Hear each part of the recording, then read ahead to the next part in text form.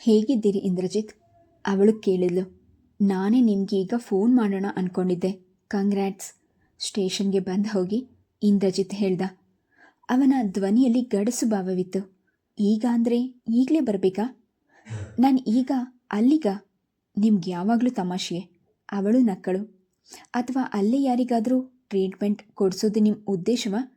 ನಾನು ಆಗಲೇ ಇಲ್ಲಿ ಕೊಟ್ಟಿದ್ದೀನಿ. ನಿಮ್ಮ ತಮ್ಮ ನಿಮಗೆ ಫೋನ್ ಮಾಡಬೇಕು ಅಂದ, ಅದಕ್ಕೆ ಈ ಫೋನ್. ಆದಷ್ಟು ಬೇಗ ಬನ್ನಿ, ಅಷ್ಟೇ ಮಾತು.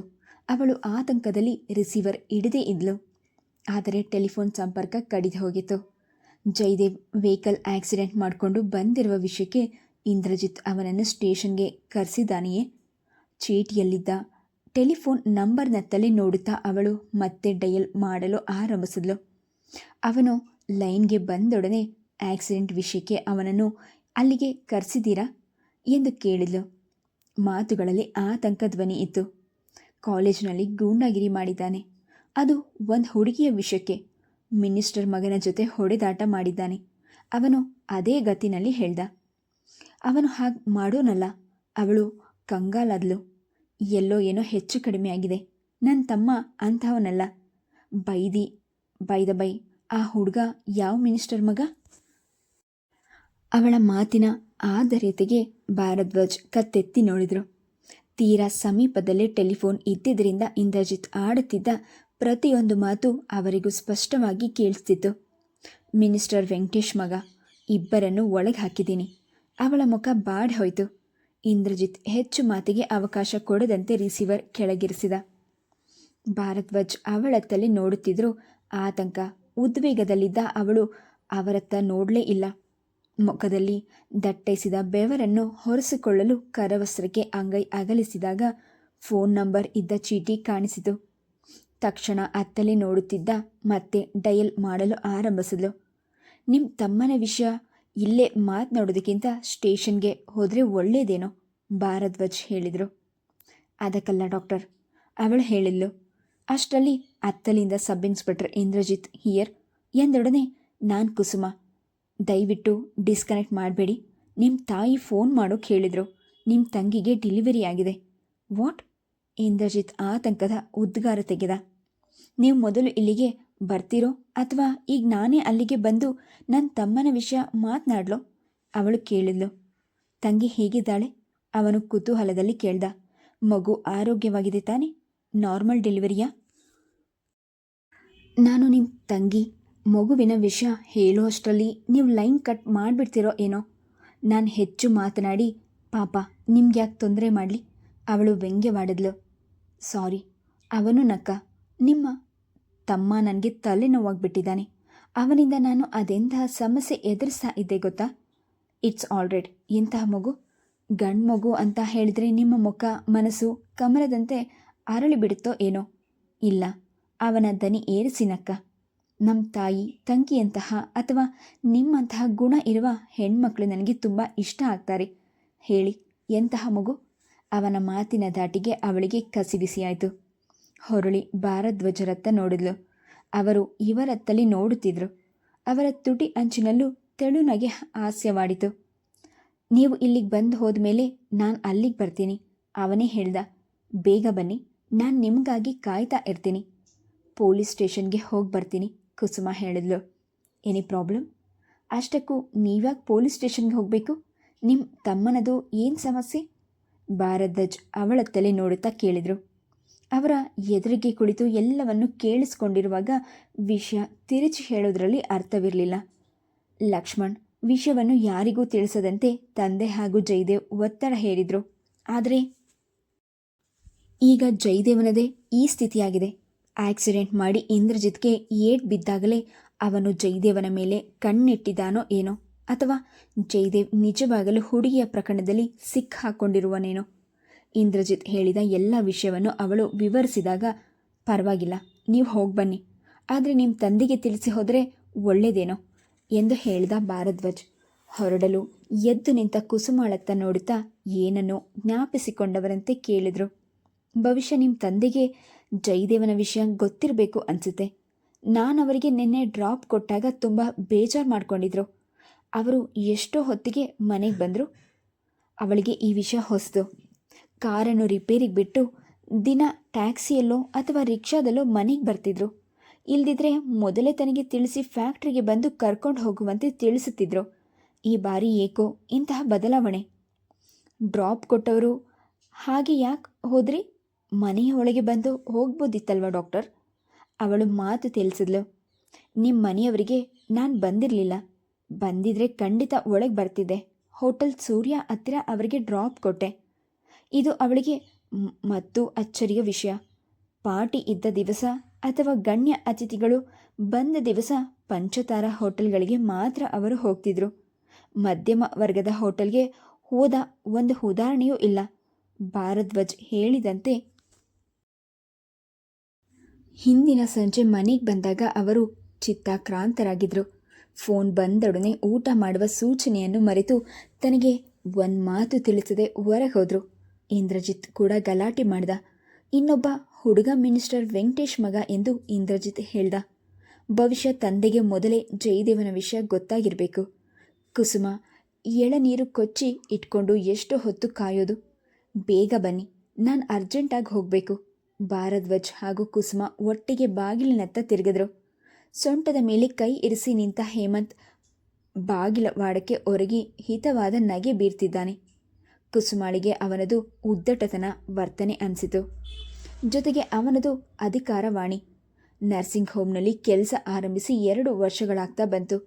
ಆದರೂ ಭಾರದ್ವಾಜ್ ಒಮ್ಮೆಯೂ ಹೀಗೆ ದನಿ ಏರಿಸಿ ಮಾತನಾಡಲಿಲ್ಲ. ನಾನು ಹೇಮಂತ್ ಇಬ್ಬರು ಒಟ್ಟಿಗೆ ಓಡಾಡಿರ್ಬೋದು, ತಮಾಷೆಯ ಮಾತುಗಳ ವಿನಿಮಯ ಆಗಿರ್ಬೋದು. ಆದರೂ ಭಾರದ್ವಾಜ್ ಎದುರಿಗೆ ಧೋರಣೆಯಿಂದ ಮಾತನಾಡಿದ್ದಾರೆ. ಇವರು ಏನು ತಿಳಿಯಾರು? ಇದು ಸಭ್ಯತೆಯ ಲಕ್ಷಣವೇ? ತಡವರಿಸಿಕೊಳ್ಳುವಂತೆ ಹೇಳಿ ಕಳಗಿಸ್ಬೋದು. ಆದರೆ ಇವನಿಗೆ ಮುಂಗೋಪ ಜಾಸ್ತಿ. ಕೋಪದ ಬರದಲ್ಲಿ ವಾರ ಇತ್ತ ತಲೆ ಹಾಕೋದೇ ಇಲ್ಲ. ನಂತರ ಮೊದಲು ಫೋನ್ ಮಾಡ್ತೇನೆ, ನಂತರ ಸ್ಕೂಟರ್ ಹತ್ತಿ ಬಂದೇ ಬಿಡ್ತಾನೆ. ನಿಮ್ಮಷ್ಟು ಕಲ್ಲು ಹೃದಯ ನಂದಲ್ಲ. ನಿಮ್ಮನ್ನು ನೋಡದೇ ಇದ್ದರೆ, ನಿಮ್ಮ ಮಾತುಗಳನ್ನು ಕೇಳದೇ ಇದ್ದರೆ ರಾತ್ರಿ ಹೊತ್ತು ನಿದ್ದೆಯೇ ಬರೋದಿಲ್ಲ ಗೊತ್ತಾ ಎಂದು ಮಗುವಿನಂತೆ ಮಾತಿಗಾರಂಭಿಸ್ತಾನೆ. ಅಹಂಕಾರಕ್ಕೆ ಉದಾಸೀನವೇ ಮದ್ದು ಎಂದು ಅವನ ಮಾತಿಗೆ ಉತ್ತರಿಸಲೇಬಾರ್ದು. ನಾನು ಸ್ಟೇಷನ್ಗೆ ಹೋಗಿ ಬರ್ತೀನಿ ಡಾಕ್ಟರ್, ನಾನು ಬರೋದು ಸ್ವಲ್ಪ ಲೇಟ್ ಆಗ್ಬೋದು, ಕುಸುಮ ಹೇಳಿದ್ಲು. ಭಾರದ್ವಾಜ್ ಈಗ ಬಾಗಿಲಿನತ್ತ ನೋಡಿದ್ರು. ಹೇಮಂತ್ ಅಲ್ಲಿ ಕಾಣಿಸ್ಲಿಲ್ಲ. ಬಹುಶಃ ಕುಸುಮಾಳ ರೂಮಿಗೆ ಹೋಗಿರಬೇಕು. ನೀವು ಆಗಾಗ ಇವರ ಜೊತೆ ಹೊರಗೆ ಸುತ್ತಾಡೋಕ್ಕೆ ಹೋಗ್ತೀರಿ ಅಲ್ವಾ? ಭಾರದ್ವಾಜರ ಮಾತು ತಡೆದು ಬಂತು. ಇವರ ಹೆಸರು ಹೇಮಂತ್. ಆಕ್ಸಿಡೆಂಟ್ನಲ್ಲಿ ಇಲ್ಲಿಗೆ ಬಂದು ಅಡ್ಮಿಟ್ ಆದಾಗಿನಿಂದ ಹೇಗೆ ಪರಿಚಯ? ಇವರು ಏನು ಗೊತ್ತಾ ಡಾಕ್ಟರ್? ಮಗು ಅಂದರೆ ಥೀಟ್ ಮಗು ಇದ್ದಾಗೆ. ತುಂಬ ಹಠ ಮಾಡ್ತಾರೆ. ಮೊದಲು ತಡವರ್ಸಿದ್ರು, ನಂತರ ಸವರಿಸ್ಕೊಂಡು ಹೇಳಿದ್ಲು. ದೊಡ್ಡವರನ್ನು ಮಕ್ಕಳಿಗೆ ಹೋಲಿಸಬೇಡಿ ಕುಸುಮ. ಮಕ್ಕಳಲ್ಲಿ ಮುಗ್ಧತೆ ಇರುತ್ತೆ, ಆದರೆ ಇಂಥವರ ಮುಗ್ಧರು ಅನ್ನುವ ಹಾಗೆ ನಟಿಸ್ತಾರೆ. ನಾವು ಎಚ್ಚರವಾಗಿರಬೇಕು ಅಷ್ಟೇ. ಏನೇನೋ ಹೇಳದೆ ಕುಸುಮ ಅವರ ತಲೆ ನೋಡಿದ್ಲು. ಬೇರೆಯವರ ವಿಷಯದಲ್ಲಿ ತಪ್ಪಿಯೂ ತಲೆ ಹಾಕೋದು ಭಾರದ್ವಾಜ್. ಹಿಂದೇಕೆ ಹೀಗೆ ಮಾತನಾಡ್ತಿದ್ದಾರೆ? ತಾನೇನೋ ಅವನೊಂದಿಗೆ ಹೆಚ್ಚು ಬಾರಿ ಹೊರಗೆ ಹೋಗಿಲ್ಲ. ಅದು ಅವರಿಗೆ ಸಹಿಸಲು ಆಗ್ತಿಲ್ವೋ ಅಥವಾ ಸುತ್ತಾಟದಲ್ಲಿ ಕರ್ತವ್ಯ ನಿರ್ಲಕ್ಷಿಸ್ಬೋದು ಎಂಬ ಆತಂಕವೋ? ಯಾಕೆ ಡಾಕ್ಟರ್ ಹೀಗೆ ಕೇಳ್ತಾ ಇದ್ದೀರಿ? ಅವಳು ಎಷ್ಟೋ ಹೊತ್ತಿನ ನಂತರ ಕೇಳಿದ್ಲು. ನನ್ನಿಂದಾಗಿ ನರ್ಸಿಂಗ್ ಹೋಮ್ ಕೆಲಸಕ್ಕೆ ಯಾವ ತೊಂದರೆಯೂ ಆಗಿಲ್ಲ ತಾನೇ? ಛೇ, ನಾನು ಆ ಅರ್ಥದಲ್ಲಿ ಹೇಳಲಿಲ್ಲ. ಭಾರದ್ವಾಜ್ ತಕ್ಷಣ ಮಾತು ಹೊರಳಿಸಿದ್ರು. ನಿಮ್ಮ ಬ್ರದರ್ ಸ್ಟೇಷನ್ನಲ್ಲಿ ಕಾಯ್ತಾ ಇರ್ತಾರೆ. ಏನೋ ಸಮಸ್ಯೆ ಇರಬೇಕು, ಬೇಗ ಹೋಗಿ ಬನ್ನಿ. ಅವಳು ರೂಮಿಗೆ ಬಂದಾಗ ಹೇಮಂತ್ ಅವಳಿಗಾಗಿ ಕಾಯುತ್ತಾ ಕೂತಿದ್ದ. ಅವನು ಕೊಟ್ಟ ಎಳನೀರನ್ನು ಕುಡಿಯುವಾಗಲೂ ಅವಳ ಮನಸ್ಸು ಭಾರದ್ವಾಜ್ ಆಡಿದ ಮಾತಿನತ್ತ ಮೆಲುಕಾಗ್ತಿತ್ತು. ಹೀಗೆ ಒಂದು ರೌಂಡ್ ಹೊರಗೆ ಹೋಗಿ ಬರೋಣವೇನು? ಸ್ಟ್ರಾವನ್ನು ಬಾಯಿಂದ ಹೊರ ತೆಗೆದು ಹೇಮಂತ್ ಹೇಳ್ದ. ಅರ್ಜೆಂಟ್ ಕೆಲಸ ಇದೆ, ನಾನೀಗ ಹೊರಗೆ ಹೋಗ್ತಾ ಇದ್ದೀನಿ. ಅವಳು ಪರ್ಸ್ ಹಿಡಿದು ಎದ್ದು ನಿಂತಳು. ಯಾವಾಗ ನೋಡಿದ್ರೂ ಅರ್ಜೆಂಟ್ ಕೆಲಸ ಅಂತ ಹೇಳ್ತಾನೆ ಇರ್ತೀನಿ. ನಿಮ್ಮ ಜೊತೆ ನಾನು ಬರ್ತೀನಿ. ನಿಮ್ಮ ಕೆಲಸ ಮುಗಿದ ಹಾಗೋ ಆಗತ್ತೆ, ಹಂಗೆ ನಿಮ್ಮ ಜೊತೆ ಇದ್ದಾಗೋ ಆಗತ್ತೆ. ಅವನು ನಕ್ಕ. ನೀವು ಬರೋದು ಬೇಡ. ಕೆಲಸ ಮುಗಿದ ಮೇಲೆ ನಾನು ಮತ್ತೆ ಇಲ್ಲಿಗೆ ಬರಬೇಕು. ನೀವೀಗ ಹೋಗಿ. ಅವನೊಂದಿಗೆ ಪೊಲೀಸ್ ಸ್ಟೇಷನ್ಗೆ ಹೋಗಲಾಗದ ಇಕ್ಕಟ್ಟಿನಲ್ಲಿ ಅವಳು ಖಡಕ್ಕಾಗಿ ಹೇಳಿದ್ಲು. ಆಯಿತು, ನೀವು ಹೋಗುವ ಜಾಗಕ್ಕೆ ಡ್ರಾಪ್ ಕೊಡ್ತೀನಿ. ಅವನು ಪಟ್ಟು ಹಿಡಿದ. ಇವನೆಲ್ಲಿ ತನಗೆ ಗಂಟು ಬಿದ್ದ ಎಂದು ಮೊದಲ ಬಾರಿಗೆ ಅವಳಿಗೆ ಬೇಸರವಾಯಿತು. ಮನೆಗೆ ಬಂದರೆ ನಿಮ್ಮ ತಂದೆಯ ಪರಿಚಯ ಮಾಡಿಕೊಳ್ಳಲು ಹಾಯಾಗಿ 1-2 ಗಂಟೆ ಎಲ್ಲಾದರೂ ಸುತ್ತಾಡಿ ಬರೋಣ ಅಂದರೆ ಅದಕ್ಕೆ ನೀವು ಅವಕಾಶವನ್ನೇ ಕೊಡಲ್ಲ. ನನಗೀಗ ಅನುಮಾನ ಆಗ್ತಾ ಇದೆ. ನೀವು ನನ್ನನ್ನು ನಿಜವಾಗಲೂ ಪ್ರೀತಿಸ್ತಾ ಇದ್ದೀರೋ ಅಥವಾ? ಅವನ ಮಾತನ್ನು ಅರ್ಧದಲ್ಲಿ ನಿಲ್ಲಿಸಿದ. ಕೋಪ, ಹತಾಶೆಯಲ್ಲಿ ಮಾತನಾಡ್ತಿದ್ದರಿಂದ ಅವನ ಮೊಗದಲ್ಲಿ ಭಾವೋದ್ವೇಗತೆ ಇತ್ತು. ತಾನು ಯೋಚಿಸುವಂತೆ ಇವನು ನಿಜವಾಗಲೂ ಮಗುವಿನಂತೆಯೇ ವರ್ತಿಸ್ತಾನೆ ಅನಿಸಿದಾಗ ಅವಳಿಗೆ ನಗು ಬಂತು. ನನ್ನನ್ನು ನೋಡಿದ್ರೆ ನಿಮಗೆ ನಗುವ ಹಾಗೆ ಕಾಣುತ್ತೆ ಅಲ್ವಾ? ಹಾಗಾದರೆ ನಾನು ತಮಾಷೆಯ ವಸ್ತುವ? ಅವನು ಹೊರಟಾಗಿ ಹೇಳ್ದ. ಇನ್ನೂ ಚೆನ್ನಾಗಿ ನಿಮ್ಮ ಪರಿಚಯವೇ ಆಗಿಲ್ಲ. ಹಾಗಿರುವಾಗ ನನ್ನ ಹತ್ತಿರವೇ ಹೀಗೆ ಏನೇನೋ ಮಾತನಾಡ್ತಿರಲ್ಲ. ಇನ್ನು ನಿಮ್ಮ ಕೊಲೀಗ್ಸ್ ಹತ್ತಿರ ಹೇಗೆ ವರ್ತಿಸ್ತೀರೋ? ಅವಳು ನಗುತ್ತಾ ಹೇಳಿದ್ಲು. ಈ ಪ್ರಪಂಚದಲ್ಲಿ ನಾನು ಏಕಾಂಗಿ, ನನಗೆ ಯಾರೂ ಇಲ್ಲ ಅಂತ ಆವತ್ತೇ ನಿಮಗೆ ಹೇಳಿದ್ನಲ್ಲ. ಅವನು ಮುಖ ಹಿಂಡುತ್ತಾ ಹೇಳ್ದ. ನಿಜ ಹೇಳ್ತಿದ್ದೀರಿ. ಅವಳು ಅಚ್ಚರಿಗೊಂಡು. ಸುಳ್ಳು ಹೇಳಿ ನನಗೆ ಅಭ್ಯಾಸ ಇಲ್ಲ. ಸದ್ಯಕ್ಕೆ ನೀವು ಒಬ್ಬರನ್ನು ಬಿಟ್ಟರೆ ಈ ಪ್ರಪಂಚದಲ್ಲಿ ನನಗ್ಯಾರೂ ಇಲ್ಲ.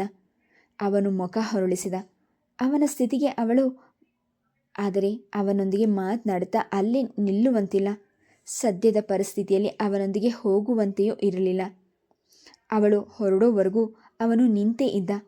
ಪೊಲೀಸ್ ಸ್ಟೇಷನ್ಗೆ ಹೋಗೋದು ಈಗಲೇ ತಡವಾಗಿದ್ದರಿಂದ ಅವಳು ಅವನತ್ತ ನೋಡದೆ ಒಂದು ಮಾತನ್ನು ಆಡದೆ ಹೊರಟೋದ್ಲು. ಅವಳು ಪೊಲೀಸ್ ಸ್ಟೇಷನ್ಗೆ ಹೋದಾಗ ಇಂದ್ರಜಿತ್ ಹೊರಗೆ ನಿಂತು ತನ್ನ ಸಹೋದ್ಯೋಗಿಯೊಂದಿಗೆ ಗಹನವಾದ ಚರ್ಚೆಯಲ್ಲಿ ಮುಳುಗಿದ್ದ. ಇವಳು ಬಂದಿದ್ದನ್ನು ಅವನು ಗಮನಿಸಲಿಲ್ಲ. ಒಳಗೆ ಹೋಗಿ ಕಂಬಕ್ಕೆ ಒರ್ಕೊಂಡು ನಿಂತ ಕುಸುಮ ಅವನು ಬರಬಹುದಾದ ದಾರಿಯತ್ತಲೇ ನೋಡ್ತಾ ನಿಂತಳು. ಅವನ ರೂಮಿಗೆ ಹೋಗಿ ಕುಳಿತುಕೊಳ್ಳುವ ಸ್ವಾತಂತ್ರ್ಯವು ತೆಗೆದುಕೊಳ್ಳಲು ಇಚ್ಛಿಸದೆ ವಾಪಸ್ ಹೋಗಲು ಆಗದೆ ಚಡಪಡಿಸುತ್ತಿದ್ದಾಗ ಜಯದೇವ್ ಹೀಗ್ಯಾಕೆ ಮಾಡಿ ಪೊಲೀಸರಿಗೆ ಸಿಕ್ಕಾಕೊಂಡ ಎಂದು ಬೇಸರವಾಯಿತು. ಹುಡುಗಿಯರ ಸಂಪರ್ಕವೇ ಅವನಿಗೆ ಇರಲಿಲ್ಲ. ಕಾಲೇಜ್ ಮುಗಿದ ತಕ್ಷಣ ಸೀದಾ ಮನೆಗೆ ಬರ್ತಿದ್ದ. ಸಂಜೆ ಹೊತ್ತು ಟೆನ್ನಿಸ್ ಆಡಿ ಸ್ವಲ್ಪ ಹೊತ್ತು ಗೆಳೆಯರೊಂದಿಗೆ ಸುತ್ತಾಡಿ ಮನೆ ಸೇರಿಕೊಂಡ್ರೆ ಮತ್ತೆ ಹೊರಗೆ ಹೋಗುತ್ತಿದ್ದುದು ಮಾರನೆಯ ದಿನವೇ. ವೆಂಕಟೇಶನ ಮಗ ತಮ್ಮ ಕುಟುಂಬದ ವಿಷಯದಲ್ಲಿ ಏನಾದರೂ ಅಧ್ವಾನದ ಮಾತನಾಡಿ ಅದು ಜಯದೇವನಿಗೆ ಸಹಿಸದ ಹೋಯ್ತೋ ಅಥವಾ ಹುಡುಗಿಯರ ಕಾರಣ ನಿಜವಾಗಲೂ ಒಂದು ನೆಪವೋ? ಯಾವಾಗ ಬಂದ್ರಿ? ಏನು ಇಲ್ಲೇ ನಿಂತಿದ್ದೀರಿ? ಬೂಟ್ ಶಬ್ದದಿಂದ ತನ್ನ ರೂಮಿನತ್ತ ಹೋಗುತ್ತಿದ್ದ ಇಂದ್ರಜಿತ್ ಅವಳನ್ನು ಕಂಡು ತಡೆದು ಹೇಳ್ದ. ಪ್ಲೀಸ್ ಒಳಗೆ ಬನ್ನಿ. ಅವನದು ತುಂಬ ಕಿರಿದಾದ ರೂಮ್. ಚಿಕ್ಕಟ್ಟಾದ ಜಾಗದಲ್ಲೇ ಒಂದು ದೊಡ್ಡ ಟೇಬಲ್, ಅವನಿಗೊಂದು ಕುರ್ಚಿ, ಎದುರಿಗೆ 2 ಕುರ್ಚಿಗಳು, ಬಲಬದಿಯ ಚಿಕ್ಕ ಸ್ಟೂಲ್ನ ಮೇಲೆ ಟೆಲಿಫೋನ್, ಈಚೆ ಬದಿಯಲ್ಲಿ ಚಿಕ್ಕದಾದ ಒಂದು ಬೀರು. ಇನ್ಸ್ಪೆಕ್ಟರ್ ಅಂದರೆ ಕಾಕಿ ಬಟ್ಟೆ ಗಮ್ಮತ್ತು. ಜೊತೆಗೆ ನಮಗಿಂತ ದೊಡ್ಡ ಸೈಜಿನ ಮೋಟಾರ್ ಬೈಕ್. ಅವನು ಶುಷ್ಕನಿಗೆ ಬೀರ್ದ. ನಿಮಗೆ ಸಿಗುವ ಸಂಬಳ ಸವಲತ್ತು ನಾವು ಕೂತ್ಕೊಳ್ಳೋಕ್ಕೆ ಇಂತಹ ಜಾಗ ನೋಡಿದರೆ ಸೋ ಎನಿಸುತ್ತೆ. ಭವಿಷ್ಯ ನೀವು ಇದನ್ನೇ ಯೋಚಿಸ್ತಾ ಇರ್ಬೋದು ಅಲ್ವಾ? ತನ್ನ ಮನದ ಯೋಚನೆಯನ್ನು ಒಮ್ಮೆಲೆ ಕಂಡುಹಿಡಿದನಲ್ಲ ಎಂದು ಅಚ್ಚರಿಯಲ್ಲೇ ಅವನತ್ತ ನೋಡಿದಾಗ ಅವನ ನೋಟವು ತನ್ನತ್ತಲೇ ಇರೋದನ್ನು ಕಂಡು ಅವಳಿಗೆ ಸಂಕೋಚ ಎನಿಸಿತು. ಅವನು ಬೆಲ್ ಮೇಲೆ ಬೆರಳು ಹೂರಿ ಹೋದವನು ತಕ್ಷಣ ತಡೆದು ಅವಳತ್ತಲೇ ನೋಡುತ್ತಾ ಹಗುರವಾಗಿ ನಕ್ಕ. ಯಾಕೆ ಹೀಗೆ ನಗ್ತೀರಿ? ಅವಳು ಕೇಳಿದ್ಲು. ಇದು ನಗುವ ಜಾಗವಾ? ನಗುವಂತಹ ಪರಿಸ್ಥಿತಿ ಈಗ ಇದೆಯಾ? ನೀವು ನಗ್ತಾ ಇದ್ದರೆ ಚೆನ್ನಾಗಿ ಕಾಣಿಸ್ತೀರಿ, ಸೀರಿಯಸ್ ಆಗಿದ್ರೆ ಮತ್ತೂ ಚೆನ್ನಾಗಿ ಕಾಣಿಸ್ತೀನಿ. ಇನ್ನು ಸಂಕೋಚಗೊಂಡ್ರೂ ಕೇಳೋದೇ ಬೇಡ. You are simply wonderful. ಅವನು ಮತ್ತೊಮ್ಮೆ ನಕ್ಕ. ಕೆಲವರಿಗೆ ಹಿಂದಿನ ಜನ್ಮದ ವಾಸನೆ ಈ ಜನ್ಮದಲ್ಲೂ ಚೆನ್ನಾಗಿ ಇರುತ್ತಂತೆ. ಹಿಂದಿನ ಜನ್ಮದಲ್ಲಿ ನೀವು ರಾಜರ ಆಸ್ಥಾನದಲ್ಲಿ ಹೇಗಂತ? ಅವಳು ಹುಸಿನಾಗಿ ಬಿರಿದ್ಲು. ಅವನು ನಗುತ್ತಾ ಬೆಲ್ ಮೇಲೆ ಬೆರಳಿಡಿಸಿದ. ಕಾನ್ಸ್ಟೇಬಲ್ ಸಲ್ಯೂಟ್ ಹೊಡೆದು ನಿಂತಾಗ ಕ್ಷಣ ಅವಳತ್ತ ನೋಡುತ್ತಿದ್ದ. ಕೇಳ್ದ, ಏನು ತರಿಸಲಿ? ಕಾಫಿ, ಟೀ ಅಥವಾ? ಎಲ್ಲ ಮುಗಿಸ್ಕೊಂಡೇ ಬಂದಿದ್ದೀನಿ, ಏನು ಬೇಡ. ನಮ್ಮ ಜಯದೇವನ ವಿಷಯ ಹೇಳ್ತಾ ಇದ್ರಿ, ಅವನೆಲ್ಲಿ? 2 ಎಳ್ನೀರು ಹಾಗೆ ಸ್ಟ್ರಾ ತನ್ನಿ. ಅವಳು ಬಾಡಿದ ಮುಖದತ್ತ ನೋಡಿದ ಇಂದ್ರಜಿತ್ ಹತ್ತರ 2 ನೋಟುಗಳನ್ನು ಕಾನ್ಸ್ಟೇಬಲ್ಗೆ ಕೊಡುತ್ತಾ ಜಯದೇವನ ವಿಷಯ ಆಮೇಲೆ ಎಂದು ಹೇಳ್ದ. ಎಳ್ನೀರು ಎಂದೊಡನೆ ಅವಳಿಗೆ ಹೇಮಂತನ ನೆನಪಾಯಿತು. ಪಾಪ, ಅವನು ಎಳ್ನೀರನ್ನೇ ತರಿಸಿದ. ಟ್ರೈನ್ಗೆ ಹೊರಟಿರೋ ಆಗ ಆಡ್ತಿರಲ್ಲ, ನಿಧಾನವಾಗಿ ಕುಡಿಬಾರ್ದ ಎಂದು ಮುಖದಲ್ಲಿ ಬೇಸರ ತುಂಬಿದ.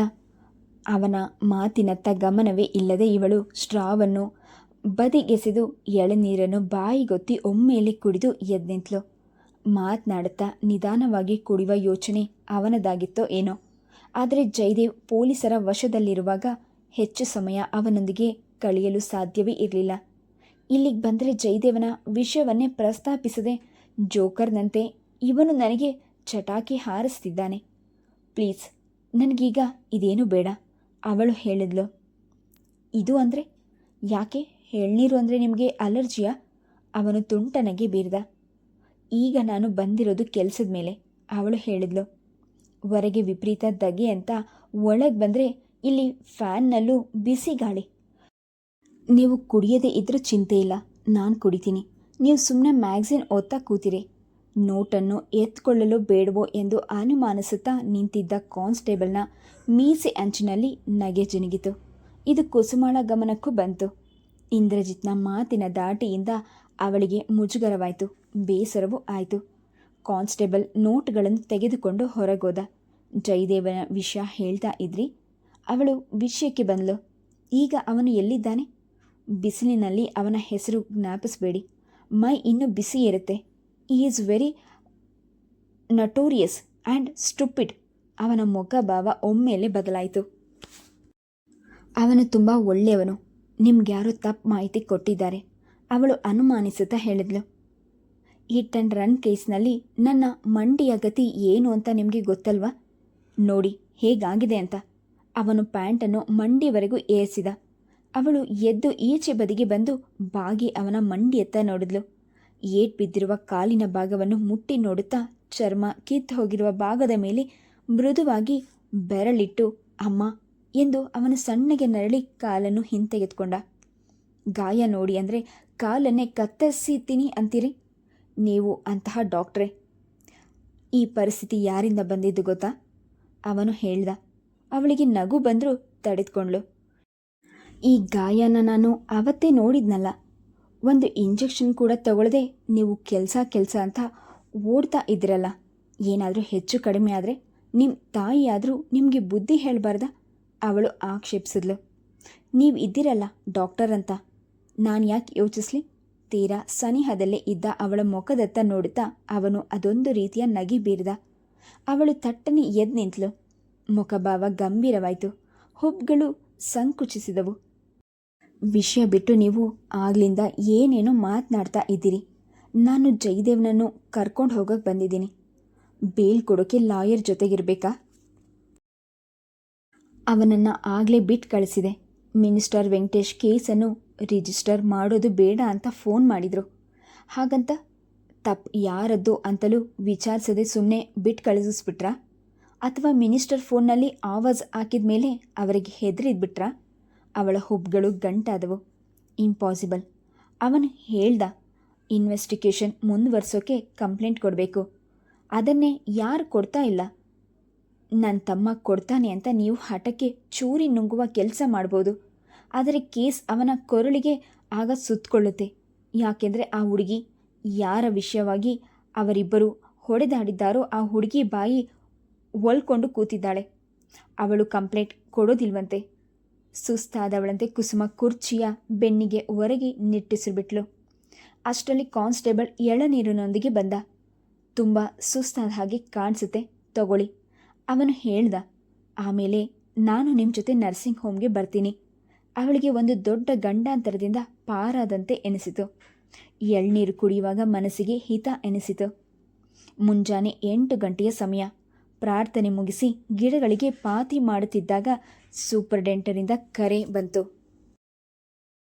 ಲಕ್ಷ್ಮಣ ಎದ್ದು ನಿಂತು ಮೈ ಕಟ್ಟಿನಿಂದ ಮಣ್ಣನ್ನು ಕೊಡವಿಕೊಂಡ. ಆಫೀಸ್ನತ್ತ ಹೋಗುವಾಗ ಮನೆಯಿಂದ ಫೋನ್ ಕರೆ ಬಂದಿರಬಹುದೇ ಎಂಬ ಯೋಚನೆಯ ಹಿಂದೆಯೇ ಇರಲಾರದು ಅನಿಸಿತು. ಕಳೆದ 1 ವಾರದಲ್ಲಿ ಕುಸುಮ 1 ಬಾರಿ ಮಾತ್ರ ಬಂದಿದ್ಲು. ರಾಮಣ್ಣ ವಾರಕ್ಕೆ 2 ಸಲವಾದರೂ ಬರ್ತಾ ಇದ್ದ. ಈಗ ಯಾಕೆ ಬರ್ತಾನೇ ಇಲ್ಲ ಕುಸುಮ ಎಂದು ಅವನು ಕಳವಳಗೊಂಡಾಗ, ಯಾಕೋ ತುಂಬ ಡಲ್ ಆಗ್ತೀರಿ, ಕೇಳಿದ್ರೆ ಕೆಲಸದ ಒತ್ತಡ ಅಂತ ಹೇಳ್ತೀರಿ, ಎಂದು ಹೇಳಿದವಳು, ಹೇಗಿದ್ರು ಸದ್ಯದಲ್ಲೇ ನಿನ್ನ ಬಿಡುಗಡೆಯಾಗುತ್ತೆ ಅಂದ್ಯಲ್ಲ, ಆಗ ನೀನು ಫ್ಯಾಕ್ಟ್ರಿಯ ಕೆಲಸ ನೋಡಿಕೊಂಡ್ರೆ ಅಪ್ಪಾಜಿಗೆ ಸ್ವಲ್ಪ ಬಿಡುವು ಸಿಗುತ್ತೆ ಎಂದು ಖುಷಿಯಲ್ಲಿ ಹೇಳಿದಾಗ ಅವನು ಪ್ರತಿಕ್ರಿಯಿಸಲಿಲ್ಲ. ಇಲ್ಲಿಗೆ ಬರಲಾಗದೆ ಇದ್ದರೆ ಒಂದು ಫೋನ್ ಮಾಡೋಕ್ಕೆ ಹೇಳು ಎಂದು ಅವಳೊಂದಿಗೆ ಹೇಳಿ ಕಳಿಸಿ 3 ದಿವಸಗಳಾಗಿತ್ತು. ಇಂದೇನಾದರೂ ಅವನಿಗೆ ಬಿಡು ಸಿಕ್ಕಿರಬಹುದೇ? Congrats Lakshman, you are very lucky. File ನೋಡ್ತಿದ್ದ ಕರುಣಾಕರನ್ ಅವನ ಒಳಗೆ ಬಂದೊಡನೆ ಎದ್ದು ನಿಂತು ಮುಖದ ತುಂಬ ನಗು ತುಂಬಿ 2 ಕೈಗಳನ್ನು ಬಿಗಿಯಾಗಿ ಹಿಡಿದು ಕುಲ್ಕಿದ್ರು. ಅವರ ವರ್ತನೆಯಿಂದ ಲಕ್ಷ್ಮಣನಿಗೆ ಖುಷಿಯಾಯಿತು. ಮೊನ್ನೆ ಮಾಡಿದ ಉಪಕಾರ ಎಂದರೆ ತನ್ನನ್ನು ತೊಂದರೆಗೆ ಸಿಲುಕಿಸ್ಕೊಂಡು ಇವರ ಜೀವನವನ್ನು ಉಳಿಸಿದ್ದು, ಅಷ್ಟಕ್ಕೆ ಇಷ್ಟೊಂದು ಕೃತಜ್ಞತೆಯೇ? ಅದು ಎಷ್ಟು ದಿವಸಗಳ ನಂತರ? ಇಷ್ಟು ಬೇಗ ನಿಮಗೆ ಅನುಮತಿ ಸಿಗುತ್ತೆ ಅಂತ ನಾನು ತಿಳ್ಕೊಂಡೇ ಇರಲಿಲ್ಲ. ಮುಂದಿನ ಗುರುವಾರ ನಿಮ್ಮನ್ನು ಬಿಡುಗಡೆ ಮಾಡಬೇಕು ಅಂತ ಮೇಲಿನಿಂದ ಆದೇಶ ಬಂದಿದೆ. ಅವರು ಉತ್ಸಾಹಕತೆಯಲ್ಲಿ ಹೇಳುತ್ತಾ ಅವನತ್ತ ನೋಡಿದ್ರು. ಆದರೆ ಮಾತನಾಡೋದನ್ನೇ ಮರೆತವನಂತೆ ಲಕ್ಷ್ಮಣ ಸುಮ್ಮನೆ ನಿಂತ್ಕೊಂಡ. ಯಾಕೆ ಲಕ್ಷ್ಮಣ್, ಬಿಡುಗಡೆಯ ವಿಷಯ ಕೇಳಿ ನಿಮಗೆ ಖುಷಿಯಾಗಲಿಲ್ವಾ? Anything wrong? ಅವರು ಕೇಳಿದರು. ಹೊರ ಪ್ರಪಂಚಕ್ಕೆ ಹೋಗೋದಕ್ಕೆ ನನಗೆ ಈಗ ಭಯವಾಗುತ್ತೆ ಸರ್. ಇಲ್ಲಿಗೆ ಬರೋಕ್ಕೆ ಮುಂಚೆ ನಾನು ನನ್ನ ಊರನ್ನು, ನನ್ನ ಪರಿಸರವನ್ನು, ನನ್ನ ಜನರನ್ನು ತುಂಬ ಪ್ರೀತಿಸ್ತಾ ಇದ್ದೆ. ಸೈನ್ಯದಲ್ಲಿ ನನಗೆ ಒಳ್ಳೆಯ ಭವಿಷ್ಯ ಇತ್ತು. ನನ್ನ ಬದುಕಿಗೆ ಅರ್ಥ ತುಂಬಿಕೊಂಡು ಹೋಗ್ಬಿಡೋಣ ಅಂತ ಹಳ್ಳಿಗೆ ಬಂದೆ. ಆದರೆ ಅಲ್ಲಿ ನಡೆದಿದ್ದೇ ಬೇರೆ. ಮುಂದೆ ಹೇಳಲಾಗಲಿಲ್ಲ. ಗಂಟಲು ಹುಬ್ಬಿ ಬಂತು. ಎತ್ತಲು ನೋಡುತ್ತಾ ಅವನು ನೋವನ್ನು ನುಂಗಲು ಯತ್ನಿಸಿದ. ಅವನ ಅಂತರಯ್ಯ ಕರುಣಾಕರನ್ ಅರ್ಥವಾಯಿತು. ಇಂತಹ ಸಂದರ್ಭದಲ್ಲಿ ಎಲ್ಲ ಕೈದಿಗಳ ವರ್ತನೆಯು ಒಂದೇ ರೀತಿಯಲ್ಲಿ ಇರುತ್ತೆ. ಅದರಲ್ಲೂ ಜೀವಾವಧಿ ಶಿಕ್ಷೆಯಾದವರಿಗೆ ಹೀಗೆ ಮಧ್ಯದಲ್ಲಿ ಬಿಡುಗಡೆ ಸಿಕ್ಕಿದಾಗ ಹೊರ ಪ್ರಪಂಚಕ್ಕೆ ಹೋಗಲು ಹಿಂಜರಿಯುತ್ತಾರೆ. ಜೈಲು ಸೇರೋದು ಒಂದು ರೀತಿಯಲ್ಲಿ ಎಲ್ಲರಿಗೂ ಸೋಷಿಯಲ್ ಸಿಗ್ಮಾ ಇದ್ದಂತೆ. ಆದರೆ ಲಕ್ಷ್ಮಣನ ವಿಷಯದಲ್ಲಿ ಹಾಗಲ್ಲ. ಇವನ ಅಣ್ಣನ ಮನೆಯವರು ತುಂಬ ವಿಶ್ವಾಸದಿಂದ ಇವನನ್ನು ನೋಡ್ತಾರೆ. ಇವನ ಹೆಸರಿಗೆ ಫ್ಯಾಕ್ಟ್ರಿ, ಮನೆ ಎಲ್ಲ ಇದೆ ಎಂದು ಕುಸುಮ ಹೇಳ್ತಿದ್ಲು. ಐಶ್ವರ್ಯ, ಅಧಿಕಾರ ಇದ್ದರೆ ಅದು ಬದುಕಿನ ಎಂತಹ ಕಪ್ಪು ಮಸಿಯನ್ನು ಬೇಕಾದರೂ ಅಳಿಸಾಕುತ್ತದೆ. ಜೈಲಿನ 4 ಗೋಡೆಗಳ ಹೊರಗೆ ಇವನಿಗಾಗಿ ಸುಂದರವಾದ ಪ್ರಪಂಚ ಕೈ ಬೀಸಿ ಕರೆಯುತ್ತಿರುವಾಗ ಗತ ಜೀವನದ ನೆನಪಿನಲ್ಲೇ ಇವನ್ಯಾಕೆ ಹೀಗೆ ಪರಿತಪಿಸ್ತಾ ಇದ್ದಾನೆ? ಇಲ್ಲಿಯವರೆಗೂ ಈ 4 ಗೋಡೆಗಳ ಮಧ್ಯದಲ್ಲಿ ನಾನು ಅನುಭವಿಸಿದ ನೋವು, ನಿರಾಶೆ ನನ್ನಿಂದ ಹೀಗೆಲ್ಲ ಮಾತನಾಡಿಸುತ್ತೆ. Please subscribe the channel, like and share. Thank you.